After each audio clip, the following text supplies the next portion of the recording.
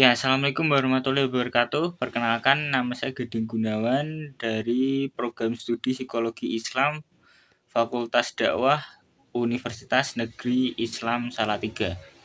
Di sini saya akan sedikit bercerita mengenai jadi saya punya saudara, katakanlah namanya si Udin. Si Udin ini suka untuk jadi si Udin ini ceritanya memiliki toko. Dan dia setiap kali ingin menutup toko atau sudah waktunya jam 9, nah itu udah tutup. Nah itu si Udin seringkali mengecek berulang-ulang, jadi dicek itu gembok sudah dikunci atau belum, pintu sudah ditutup rapat atau belum, jendela sudah ditutup, atau lantai sudah amankah dari hal-hal yang bisa menyebabkan kebakaran dan lain sebagainya. Nah itu si Udin ini setiap malam itu paling tidak dia mengecek lebih dari 3 kali, minimal 3 lah. Itu dicek terus muter 3 kali, kadang malah sampai lebih. Nah si Udin ini usianya berada di usia lanjut usia, di mana dia berusia sudah 70 lebih lah. Nah yang membuat keparahannya itu karena di usianya yang senja, kalau dia terus-menerus ini dilakukan, itu bakal mempengaruhi fisik dia, karena kan kita tahu sendiri bahwasanya kalau orang yang sudah sepuh itu kan harus banyak istirahat, banyak banyak untuk senang-senang lah, bukan harus pikirannya sepanang untuk mengurusi hal-hal duniawi.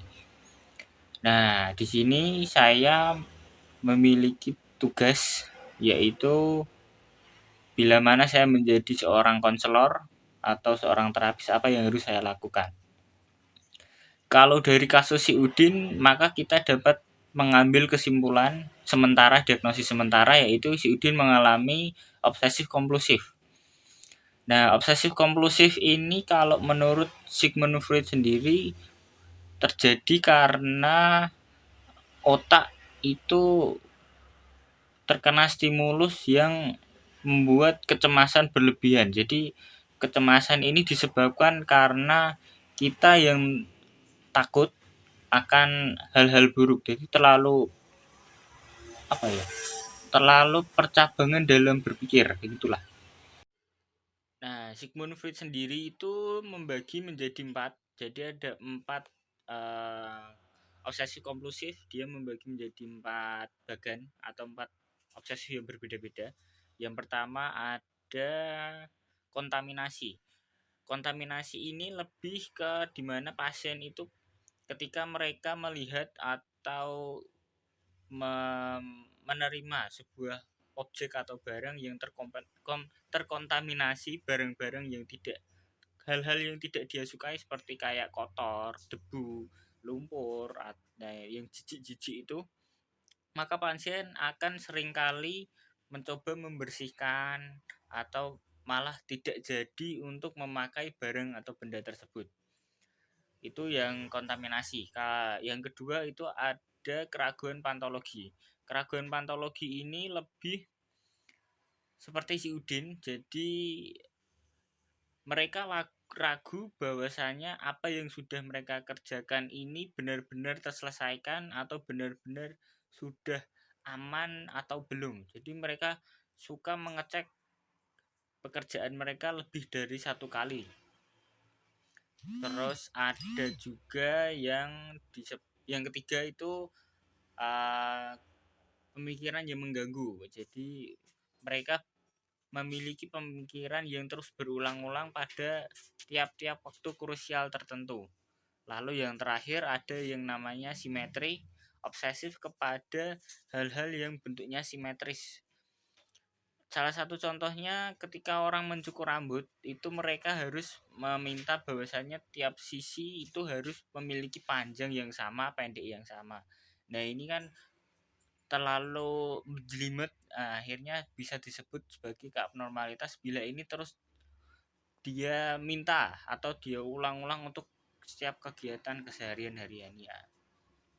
balik lagi ke kasus si Udin, jadi kita bisa menyimpulkan bahwasanya si Udin ini mengalami obsesif kompulsif berupa keraguan dalam pantologi. Keraguan pantologi. Nah, kalau saya sebagai terapis, maka saya akan mencoba mengambil atau melakukan metode penyembuhan berupa perilaku kognitif atau behavioral kognitif. Nah, apa itu perilaku kognitif akan saya jelaskan lebih lanjut sebagai berikut. Oke, nah jadi caranya atau metode dari perilaku kognitif itu ada 3. Yang pertama ada relaksasi imaginary, di mana kita meminta klien untuk berimajin atau berpikir bahwasanya kita suruh mikir tentang yang enak-enak.